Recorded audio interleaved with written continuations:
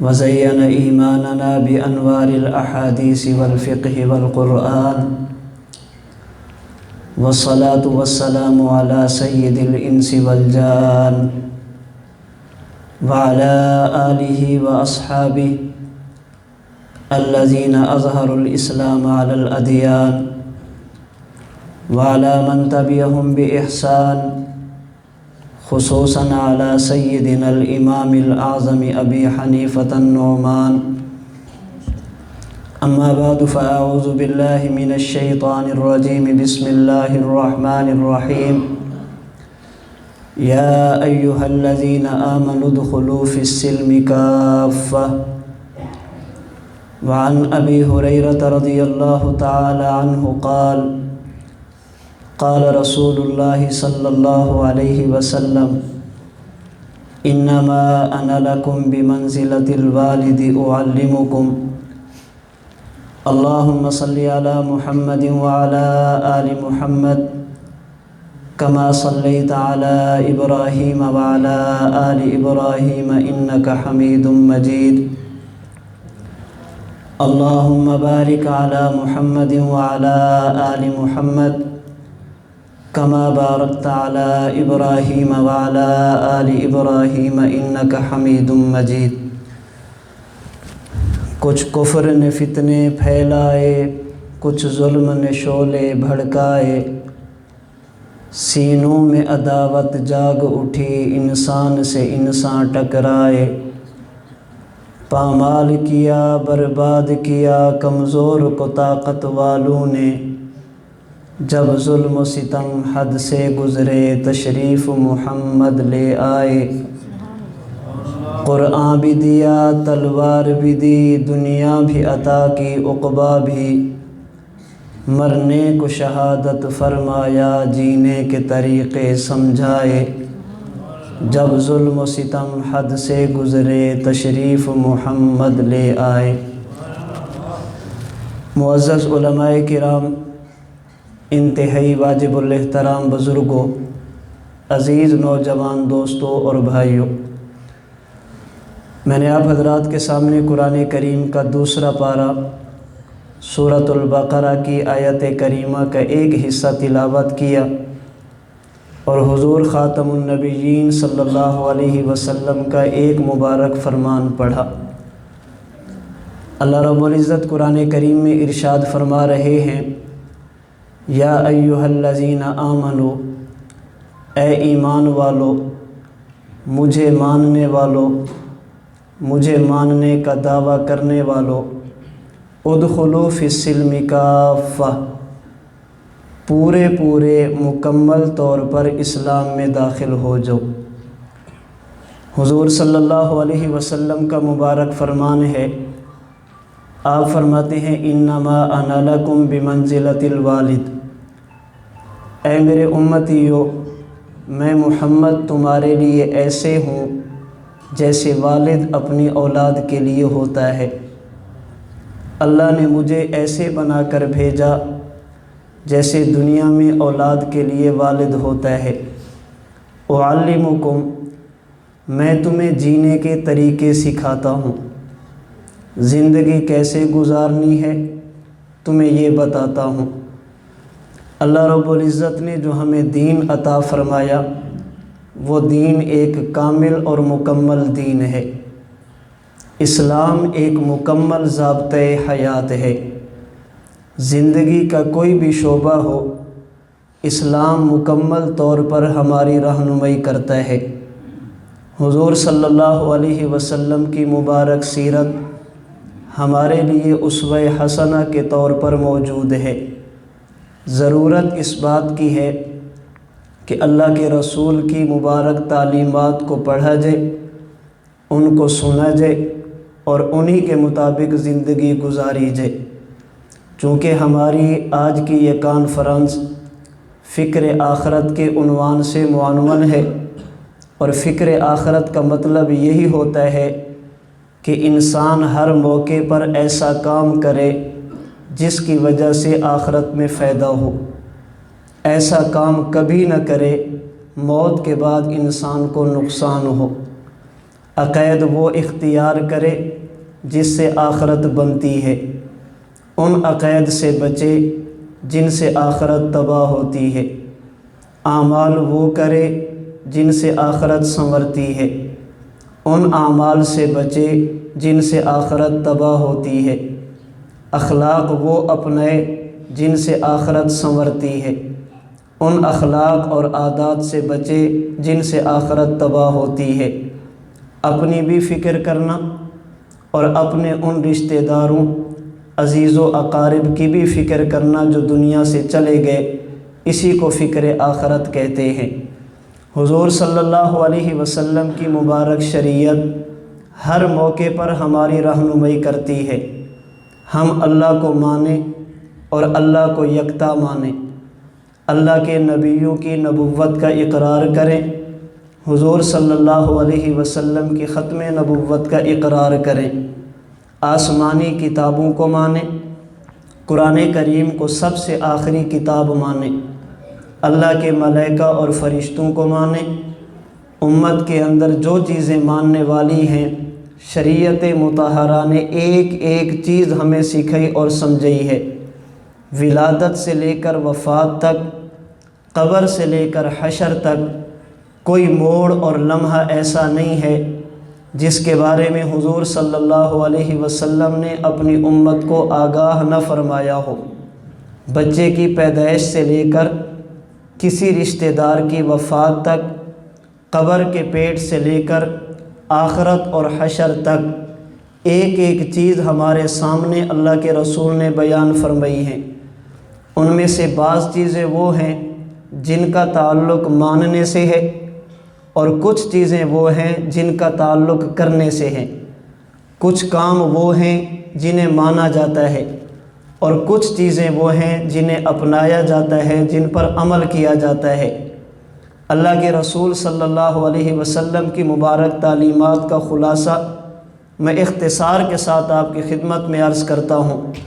جب کسی انسان کے ہاں اولاد پیدا ہو، اس انسان کو کیا کرنا چاہیے؟ شعب الایمان میں امام بیہقی نے حضرت عبداللہ بن عباس سے حدیث مبارک نقل کی۔ حضرت عبداللہ بن عباس فرماتے ہیں، صحابہ کرام نے عرض کیا، یا رسول اللہ، والدین کے حق اولاد پر کیا ہیں؟ اولاد کی ذمہ داریاں کیا ہیں؟ یہ تو آپ نے ہمیں سمجھا دیا، ذرا یہ بھی فرما دیں کہ اولاد کے حقوق والدین کے ذمے کیا ہیں؟ اللہ کے رسول صلی اللہ علیہ وسلم نے فرمایا، ان یحسن اسمہ و یحسن ادبہ۔ اولاد کا پہلا حق یہ ہے، جب اولاد پیدا ہو والدین اس کا نام اچھا رکھیں۔ جب اولاد تھوڑی سی بڑی ہو، اولاد کی تربیت کا خیال کریں۔ بخاری شریف کی روایت کے مطابق اللہ کے رسول صلی اللہ علیہ وسلم نے فرمایا، دنیا میں والدین اپنی اولاد کو جتنی بھی نعمتیں دیتے ہیں، ان تمام نعمتوں میں سب سے بڑی نعمت وہ اچھی تربیت اور اچھے آداب ہیں۔ اس سے بڑی نعمت کوئی نہیں ہے جو والدین اپنی اولاد کو دیں۔ آج ہم یہ فکر کرتے ہیں کہ ہماری اولاد، ان کی دنیا اچھی بن جائے، ہماری اولاد بڑی ہو تو معیشت کا مسئلہ نہ بنے، ہماری اولاد جوان ہو تو رہنے سہنے کا مسئلہ نہ بنے، لیکن ہمیں اس بات کی فکر نہیں ہوتی کہ ہماری اولاد دین کے حوالے سے آگے بڑھے۔ تو اللہ کے رسول نے سب سے پہلی چیز فرمائی کہ اولاد کا اچھا نام رکھنا یہ والدین کی ذمہ داری ہے۔ اولاد تھوڑی سی بڑی ہو، اس اولاد کی اچھی تربیت کرنا، دینی تعلیم دینا، یہ والدین کی ذمہ داری ہے۔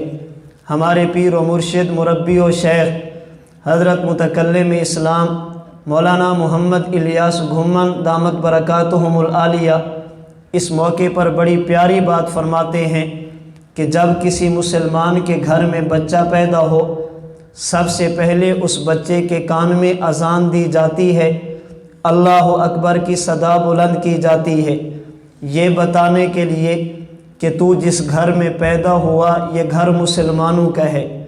یہ بچہ تھوڑا سا بڑا ہو پھر یونین کونسل میں اس کا نام لکھوایا جاتا ہے، یہ بتانے کے لیے کہ تو جس ملک میں پیدا ہوا یہ ملک پاکستان ہے۔ یہ بچہ تھوڑا سا بڑا ہو، پھر انٹرنیشنل سطح پر اس کے معاملات چلتے ہیں۔ سب سے پہلے اس کے کان میں اذان دی، پتہ چلے یہ مسلمان ہے۔ یونین کونسل میں نام لکھوایا، پتہ چلا یہ پاکستانی ہے۔ اس کے بعد دنیا کے معاملات چلے، یہ بتانے کے لیے کہ دنیا میں رہتا ہے۔ بالکل اسی طرح جب بچہ پڑھنے کے قابل ہو، ہمیں اسی ترتیب کا خیال رکھنا چاہیے۔ سب سے پہلے اپنی اولاد کو الف با تا سا جیم پڑھانی چاہیے تاکہ پتہ چلے یہ مسلمان ہے۔ اس کے بعد الف بے پے تے ٹے پڑھانی چاہیے تاکہ پتہ چلے قومی زبان اردو ہے۔ اس کے بعد اے بی سی ڈی پڑھانی چاہیے، پتہ چلے اس نے دنیا میں رہنا ہے۔ جس ترتیب سے بچہ دنیا میں آتا ہے، ہم جو ترتیب اس کے ساتھ اختیار کرتے ہیں، یہی ترتیب اس کی تعلیم اور اس کی تربیت کے لیے بھی ہونی چاہیے۔ اولاد بڑی ہو، انہیں دینی تعلیم دینا یہ اولاد کا حق ہے، والدین کی ذمہ داری ہے۔ وگرنہ ایسے لوگ بھی ہمیں معلوم ہیں جن کے والدین نے ان کے ساتھ حسن سلوک کیا، انہیں اعلیٰ قسم کی تعلیم دلوائی، اعلیٰ قسم کی نوکریاں دلوائی، دولت کی ریل پیل ہے، کسی قسم کی کمی نہیں ہے، لیکن والدین جب دنیا سے جاتے ہیں، بیٹا پیچھے کھڑے ہو کر جنازہ تو پڑھتا ہے، لیکن جنازے میں دعا کون سی پڑھنی ہے یہ بیٹے کو دعا کا علم نہیں ہوتا۔ ایسے جنازے بھی ہمارے علم میں ہیں کہ اولاد اپنے والدین کے حق میں دعا بھی نہیں کر سکتی۔ تو اللہ کے رسول نے سب سے پہلے تعلیم یہ دی، اولاد کا اچھا نام رکھنا، پھر اولاد کی دین کے مطابق تربیت کرنا۔ یہ اولاد بڑی ہو، اولاد کے رشتے اور نکاح کا مسئلہ، منگنی کا مسئلہ، رشتے کو تلاش کرنے کا مسئلہ، اللہ کے رسول صلی اللہ علیہ وسلم نے فرمایا تنکح المرأۃ لاربع، دنیا میں جب بھی کوئی بندہ اپنے بیٹے کے لیے یا خود اپنی ذات کے لیے کسی رشتے کا انتخاب کرتا ہے تو وہ عورت میں کئی ایک خوبیاں دیکھتا ہے۔ لجمالہا، کوئی رشتہ کرتا ہے عورت کی شکل و صورت کی وجہ سے، ولحسبہا، کوئی رشتہ کرتا ہے عورت کے خاندان کی وجہ سے، ولمالہا، کوئی رشتہ کرتا ہے عورت کی دولت کی وجہ سے، ولدینہا، اور کچھ لوگ رشتہ کرتے ہیں عورت کے دین کی وجہ سے۔ کچھ رشتہ کریں گے اس لیے کہ حسن و جمال ہے، کچھ رشتہ کرتے ہیں اس لیے کہ خاندان بہت بڑا ہے، کچھ رشتہ کرتے ہیں اس لیے کہ مال اور دولت بہت زیادہ ہے، اور کچھ لوگ رشتہ اس لیے کرتے ہیں کہ یہ خاندان نیک بہت ہے، دیندار بہت ہے۔ اللہ کے رسول صلی اللہ علیہ وسلم نے فرمایا فعلیک بذات الدین تربت یداک، اے میرے صحابہ، اے میرے امتیو، اگر تم کامیابی چاہتے ہو، رشتے میں انتخاب دین کا کرنا، ترجیح دین کو دینا، اللہ تمہاری آنے والی نسلوں کو بھی دین پر چلا دیں گے۔ اگر حدیث مبارک پر توجہ کریں، حضور نے مال کی بات پہلے کی، جمال کی بات پہلے کی، خاندان کی بات پہلے کی، دین کی بات آخر میں فرمائی ہے، یہ سمجھانے کے لیے کہ امت میں اکثر طبقہ وہ ہوگا جو بنیاد دین کو نہیں بنائے گا، بنیاد مال جمال اور خاندان کو بنائے گا۔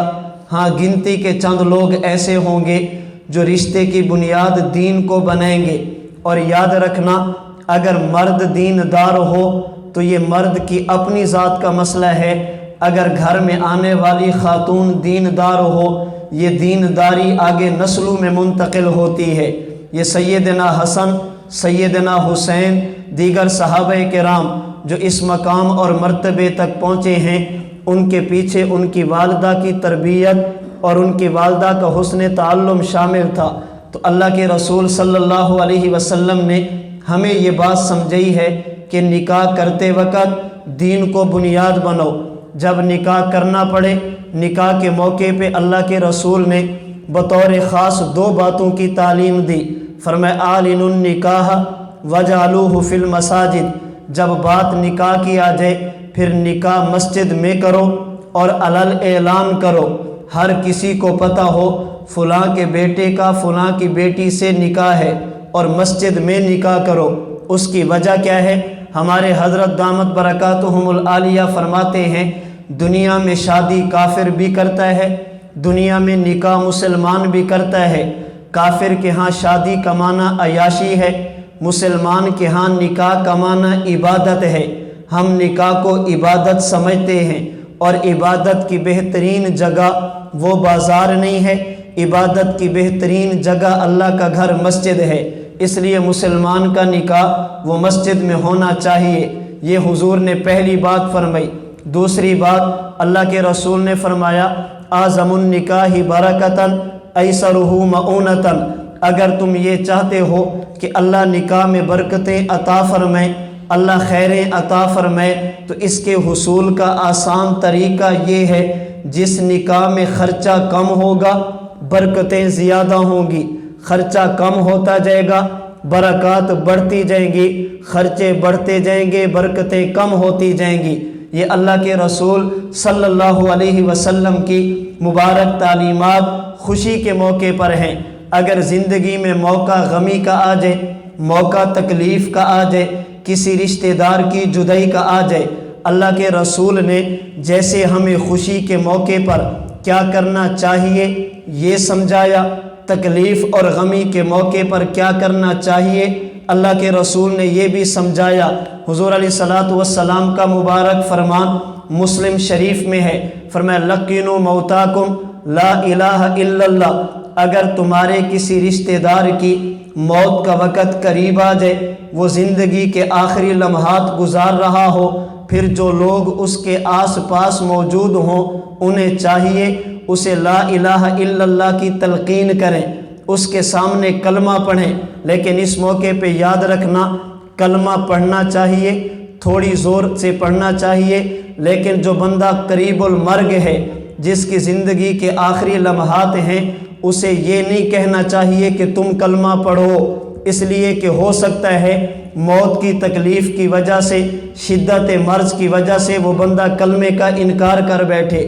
اس لیے شریعت کی تعلیم یہ ہے اس موقع پہ خود کلمہ پڑھنا چاہیے اور قدرے اونچی آواز سے پڑھنا چاہیے، اور آپ کے کلمہ پڑھنے کی وجہ سے اس بندے نے جب ایک مرتبہ کلمہ پڑھ لیا پھر تمہیں خاموش ہو جانا چاہیے۔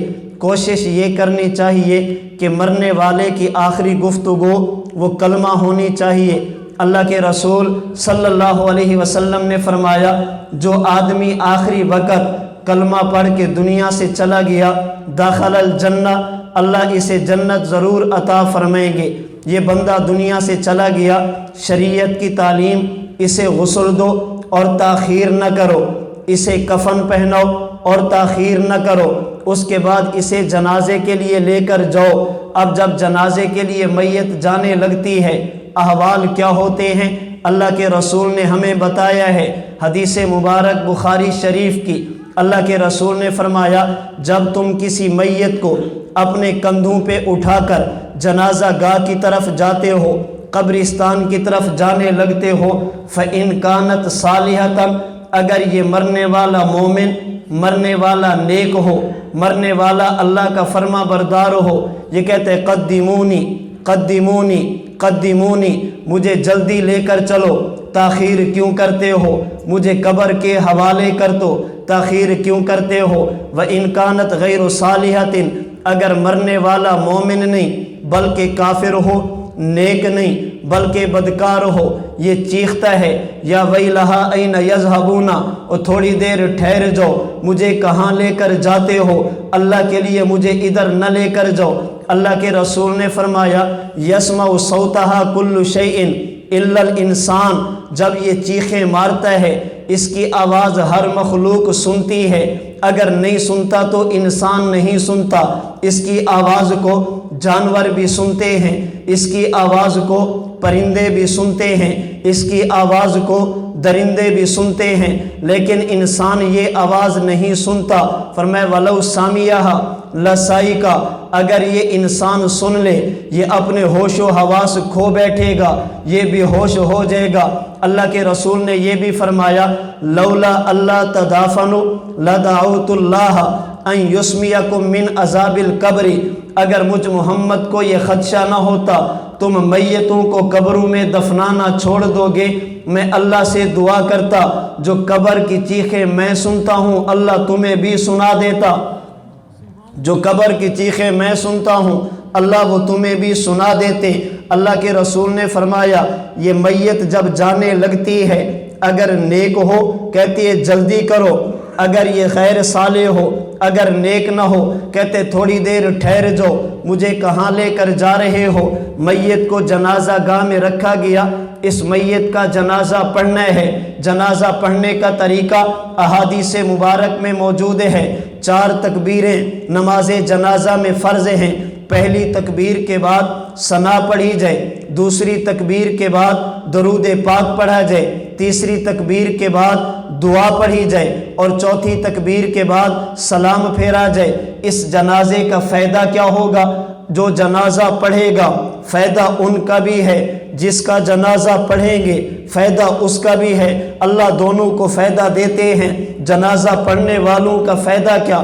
اللہ کے رسول نے فرمایا جو بندہ نماز جنازہ پڑھے اور صرف اللہ کی رضا کے لیے پڑھے، اللہ کا حکم سمجھ کر پڑھے، میت کا حق سمجھ کر پڑھے، پھر میت کے جنازے سے فارغ ہو کر قبرستان میں دفنانے کے لیے چلا جائے، اللہ اسے 2 قیرات اجر دیتے ہیں، اور اگر عذر کی وجہ سے جنازہ پڑھ کے واپس آ جائے اللہ اسے 1 قیرات اجر دیتے ہیں۔ صحابہ نے پوچھا یا رسول اللہ یہ قیرات کیا ہے؟ جنازہ پڑھ کے واپس آ گئے، قیرات 1 ہے، جنازے کے بعد قبرستان چلے گئے، قیرات 2 ہے۔ حضور یہ قیرات کیا ہے؟ اللہ کے رسول نے فرمایا 1 قیرات کا وزن احد پہاڑ کے برابر ہے، اگر جنازہ پڑھ کے واپس آؤ گے احد پہاڑ کے برابر اجر ہے، اگر قبرستان ساتھ جاؤ گے 2 پہاڑوں کے برابر اجر ہے۔ یہ اجر تو جنازہ پڑھنے والوں کو ملا، جس کا جنازہ پڑھا گیا اسے کیا ملے گا؟ اللہ کے رسول کا فرمان مسلم شریف میں موجود ہے، صحابی رسول حضرت عبداللہ بن عباس کے بیٹے کا انتقال ہوا، اپنے غلام قریب سے کہا قریب دیکھو لوگ جنازہ پڑھنے کے لیے آ گئے۔ جی حضرت لوگ تو آ گئے ہیں۔ فرمایا ذرا دیکھو تو صحیح لوگوں کی تعداد کتنی ہے؟ حضرت کافی مقدار میں ہیں۔ فرمایا کیا یہ لوگ 40 ہو جائیں گے؟ جنازہ پڑھنے والوں کی تعداد 40 ہوگی۔ حضرت جی بالکل 40 سے تو زیادہ ہے۔ فرمایا یہ بات میں نے اس لیے کی، میں نے اللہ کے رسول سے سنا، اللہ کے رسول نے ارشاد فرمایا جو بندہ ایمان کی حالت میں دنیا سے چلا جائے 40 مسلمان ایسے جنہوں نے کبھی شرک نہ کیا ہو، اللہ کی وحدانیت کو مانا ہو، اللہ کی توحید کو مانا ہو، 40 موحد مسلمان اللہ کی رضا کے لیے اس کا جنازہ پڑھیں، پھر اللہ سے اس کے حق میں شفاعت کریں، اللہ سے اس کے حق میں دعا مانگیں، ان 40 مسلمانوں کے جنازے کی برکت سے، شفاعت کی برکت سے، ان کی دعا کی برکت سے اللہ مرنے والے کی مغفرت فرما دیتے ہیں۔ یہ فائدہ میت کا ہے۔ جنازے سے فارغ ہو گئے، اب اگلا مسئلہ میت کو قبرستان کی طرف لے جانا۔ میت کو قبر میں رکھا گیا، قبر میں قبلے کی طرف رخ کر کے میت کو لٹایا گیا، مٹی ڈالی گئی۔ اللہ کے رسول کی تعلیم یہ ہے جو بندے جنازے میں اور تدفین میں شریک ہوں وہ 3 مرتبہ مٹی اٹھائیں، مٹی اٹھا کر قبر پہ ڈالیں، 3 مٹھیاں قبر پہ مٹی کی ڈالنا یہ مستحب ہے۔ اللہ کے رسول نے بھی یہ کام کیا ہے۔ پہلی مرتبہ مٹی ڈالیں منہا خلقناکم، دوسری مرتبہ مٹی ڈالیں فیہا نعیدکم، تیسری مرتبہ مٹی ڈالیں منہا نخرجکم تارتن اخرى، میت پہ مٹی ڈال دی گئی۔ اب اگلا مسئلہ یہ ہے ایک بندہ میت کے سر کی طرف کھڑے ہو کر سورۃ البقرہ کا پہلا رکوع پڑھے، دوسرا میت کے پاؤں کی طرف کھڑے ہو کر بقرہ کا آخری حصہ پڑھے۔ میت کے لیے دعا کرنی چاہیے، اور اس موقع پر ایک کام اور بھی کرنے والا، روایت ابو داؤد کی، حضرت عثمان بن عفان فرماتے ہیں اللہ کے رسول کا صحابی جب دنیا سے چلا جاتا، حضور نماز جنازہ ادا فرماتے، پھر قبرستان میں دفن فرماتے، اس کی قبر پہ مٹی ڈالتے، جب میت کو دفن کر کے فارغ ہو جاتے، اللہ کے رسول فرماتے استغفروا لاخیکم، اے میرے صحابہ اب اپنے اس بھائی کے لیے اللہ سے دعا مانگو، وَصَلُوا لَهُ التَّثْبِيتَ، اور اللہ سے یہ بھی دعا مانگو اللہ اس کو قبر میں ثابت قدمی عطا فرمائے، اللہ نکیرین کے سوالوں کے جواب دینے کی توفیق عطا فرمائے۔ فَإِنَّهُ الآن یسأل، اس لیے کہ ابھی اس کے پاس ملائکہ آئیں گے، اس سے سوال کریں گے۔ اس لیے فقہا نے لکھا جب میت کی قبر پہ دفن سے فارغ ہو جائیں، کچھ دیر قبر پہ کھڑے ہو کر استغفار کرنا چاہیے، کچھ دیر قبر پہ کھڑے ہو کر میت کے لیے دعا کرنی چاہیے، کچھ دیر قبر پہ کھڑے ہو کر کچھ نہ کچھ پڑھنا چاہیے۔ میت کو دفن کر کے فارغ ہو گئے، اب اگلا مسئلہ روایت مسند احمد میں بھی ہے، حدیث مبارک ابو داود میں بھی ہے، حدیث مبارک مشکات میں بھی ہے۔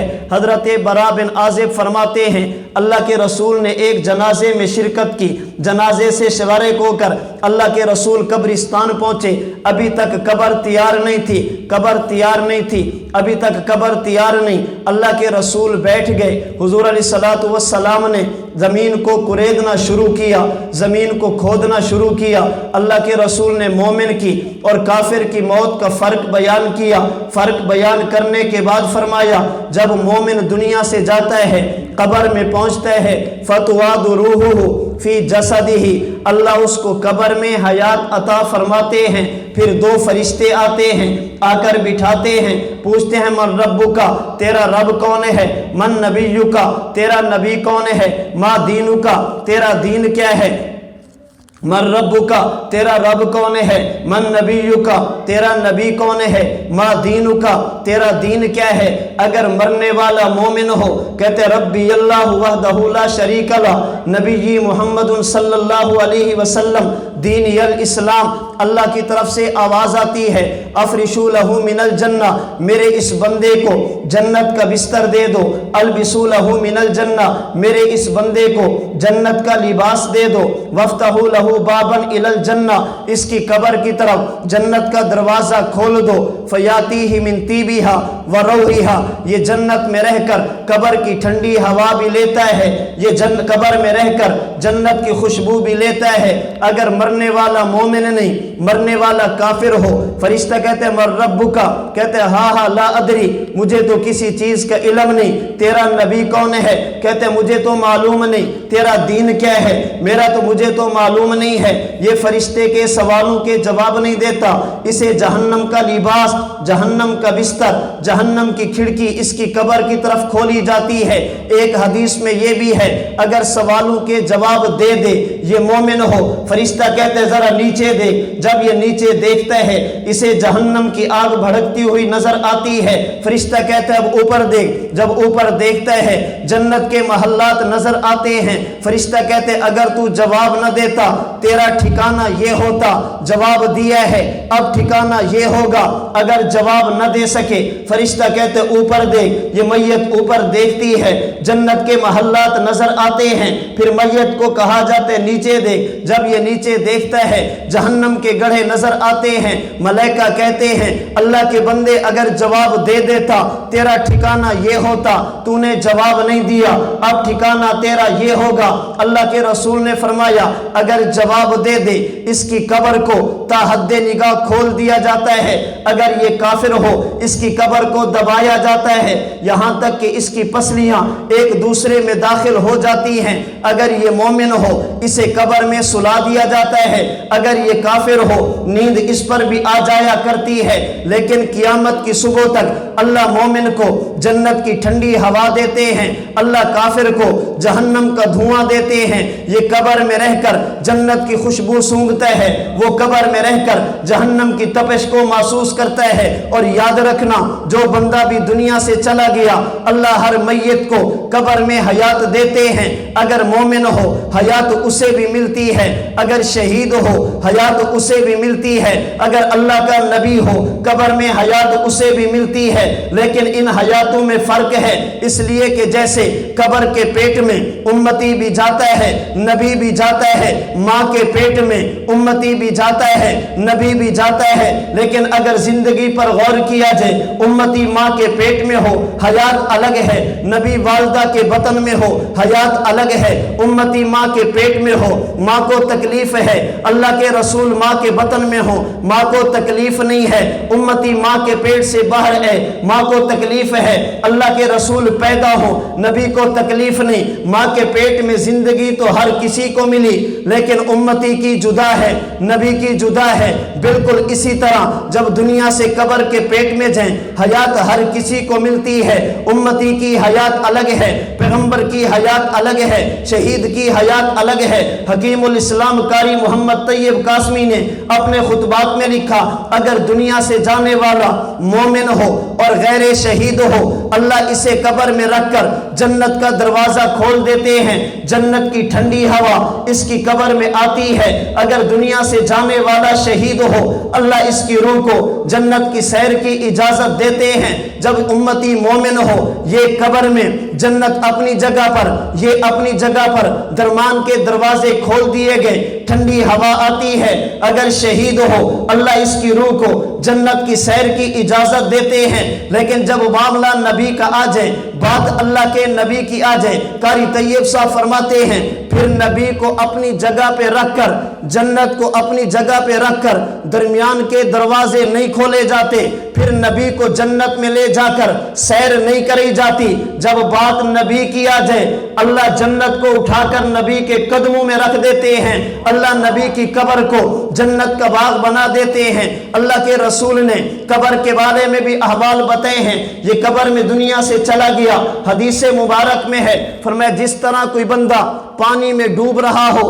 وہ سہارے کا منتظر ہے، تمہارا کوئی عزیز دنیا سے چلا جائے وہ تمہارے ایصال ثواب کا منتظر ہے، کوئی تو میرے حق میں دعا کر دے، کوئی کو کچھ پڑھ کر مجھے ہدیہ کر دے۔ جیسے ڈوبنے والا سہارے کا منتظر ایسے مرنے والا ایصال ثواب کا منتظر، اسے سہارا مل جائے خوشی کا ٹھکانہ نہیں، اسے ایصال ثواب مل جائے خوشی کا ٹھکانہ نہیں۔ اور یاد رکھنا اگر کوئی عزیز دنیا سے چلا جائے زندہ لوگ اس کے حق میں دعا کریں اللہ اسے فائدہ دیتے ہیں۔ کوئی دنیا سے چلا جائے زندہ بندہ قرآن پڑھ کر ایصال ثواب کرے میت کو پہنچتا ہے، اگر وہ دنیا سے چلا جائے اس کی طرف سے صدقہ کیا جائے میت کو پہنچتا ہے، اگر وہ دنیا سے چلا جائے اس کی طرف سے عمرہ کیا جائے میت کو پہنچتا ہے، اگر دنیا سے چلا جائے میت کی طرف سے نفل پڑھے جائیں اللہ اسے ثواب دیتے ہیں۔ ہم ثواب بھی مانگتے ہیں ایصال ثواب بھی مانگتے ہیں،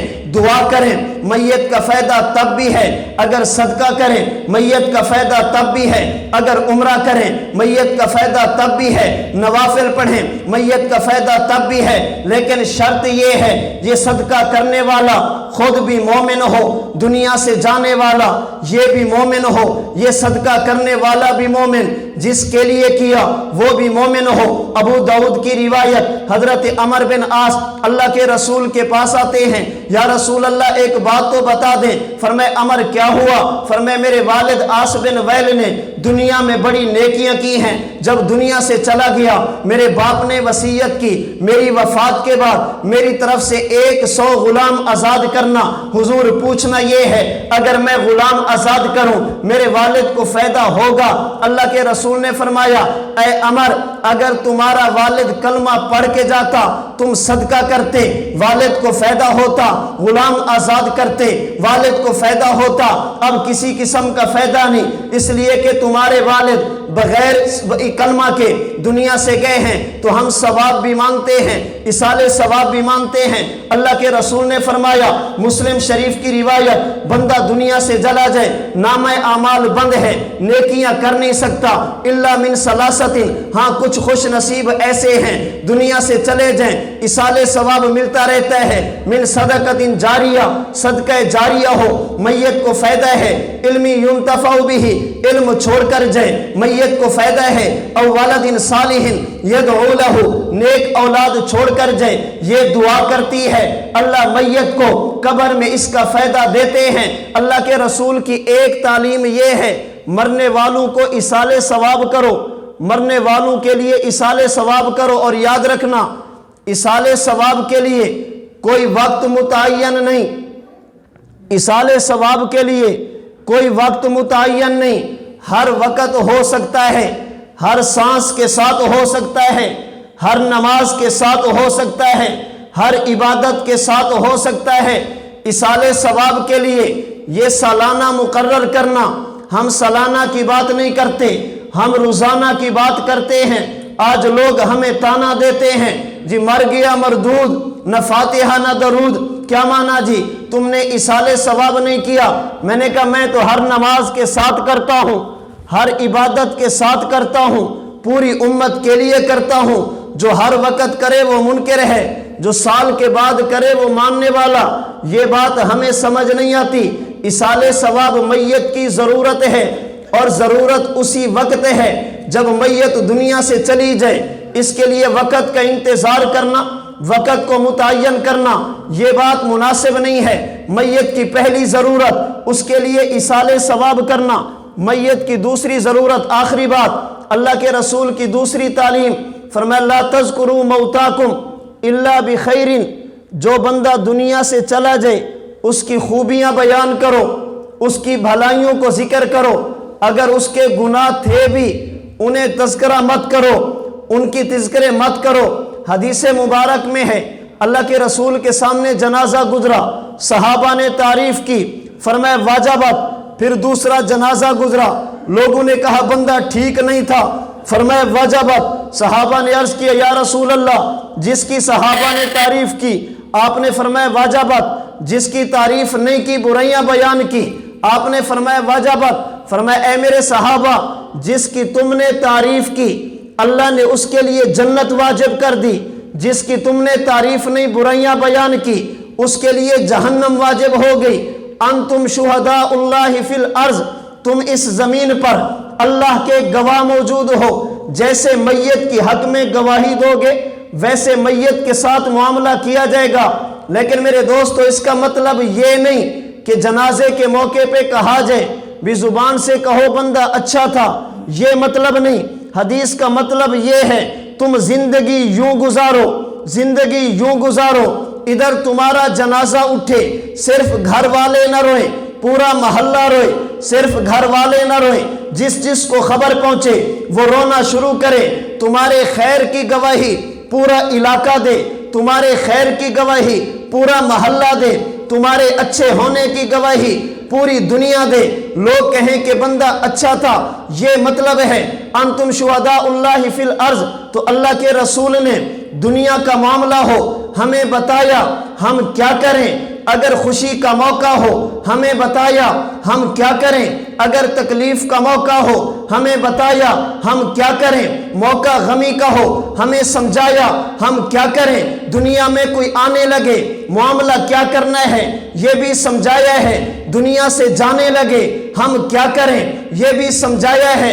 اللہ فرماتے آمنو ادخلوا فی السلم کافہ، اے ایمان والو پورے اسلام میں داخل ہو جاؤ، نبی کی تعلیمات کو عملی زندگی میں لاؤ، تمہارا کوئی دنیا میں یہ دیکھو شریعت کیا کہتی ہے، تمہارا کوئی دنیا سے جائے یہ دیکھو شریعت کیا کہتی ہے، ولادت سے لے کر وفات تک، ماں کے پیٹ سے لے کر قبر کے پیٹ تک اپنے آپ کو اسلام میں رنگ دو، نبی کی تعلیمات اپناؤ، نبی کی تعلیمات کو عملی زندگی میں لاؤ، نتیجہ اللہ تمہاری پوری زندگی کو عبادت بنا دیں گے۔ بس آخر میں اتنی عرض کروں گا کہ آؤ دوستو دنیا میں ایک کام کریں، اسوہ رسول کو دنیا میں عام کریں، جن چراغوں سے پھیلتی ہے دنیا میں سنت کی روشنی ان چراغوں کو جلانے کا اہتمام کریں۔ رب العالمین مجھے اور آپ کو اللہ کے رسول کی تعلیمات کو اپنانے کی توفیق عطا فرمائے۔ وآخر دعوانا ان الحمد للہ رب العالمین۔